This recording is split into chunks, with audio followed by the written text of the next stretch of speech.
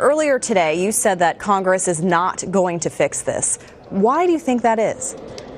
Ma'am, we can pass all the laws we want. It was already in a gun-free zone.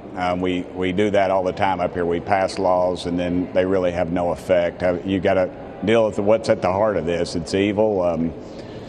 Some people would say demon possession even, but go further. We've got a mental health crisis in this country. That was United States Congressman representing Tennessee, the state that just suffered the horrific school shooting just a couple of days ago. That's Tim Burchett, saying that you can pass all the laws you want in, Congress, where his job is to pass laws, but it's not going to do anything. You have to get at the heart of the matter, which is demon possession. Some people would say demon possession even, but this is a United States congressperson. We got to take care of the demons. Oh, and also, let's go as far as mental health. Every country has people with mental health problems. Everyone makes this point after every shooting. The only country that has an epidemic of mass shootings and school shootings, even an epidemic of, is the United States because of the guns. We have the same brains. We have different numbers of guns and access to guns. But feel free and focus on the demon possession if that's what your goal is. Yeah, maybe demons is where we should try to focus all of our legislation, stopping demons from affecting our hearts, huh? This is a real opinion of a real person in power. In a moment,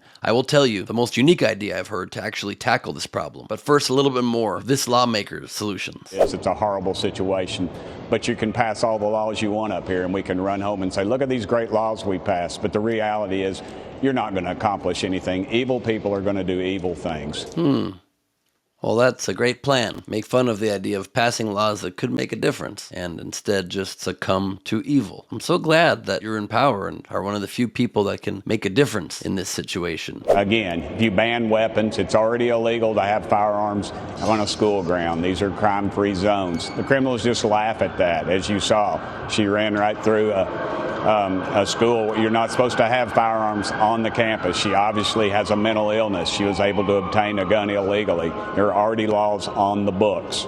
And so I don't know that we're going to be able to do a whole lot with a community that is willing to commit a crime and continue to do so. And that's the way it's just going to be. That's the way it's just going to be. If you have a community that's willing to commit crimes. You see, it was a crime-free zone. Yeah, because a gun-free zone, or a crime-free zone, as he likes to incorrectly put it, isn't going to obviously stop a mass murderer planning on murdering people. But you know what could stop it? Making sure they don't get a gun. Do you notice how he said, got a gun illegally? Yeah, except the shooter got a gun legally. That's the whole problem. So you can just say the opposite of the truth and act as though that is going to help anybody or solve any problems. But in fact, if we were able to ban assault weapons, that would help solve the problem. If people that were under mental illness care, like this person was, wouldn't be able to get a gun, that would help solve the problem. Red flag laws, that would help solve the problem. Universal background checks with zero loopholes, so every single sale is monitored and known about and can make sure the person doesn't have a criminal history or other problems. That could help solve the problem. Training, rigorous training for guns, that could help solve the problem, so that it's a little bit of a challenge. You could still get it. It doesn't infringe on your right to own a weapon, but just your right to make sure you're not getting one right now and you're angry, or buying 7 of them in 5 different stores like this horrible murderer did at this Tennessee school, gunning down innocent children and school teachers and administrators. That might help. But perhaps the best idea that I heard came not from a lawmaker, surprisingly, but from a comedian, a buddy of mine, Brad Wallach, who posted on Instagram. Since these people are so hell-bent on banning books and banning drag shows, how about instead we just ban school? What if we just literally ban school, meaning a strike, meaning a walkout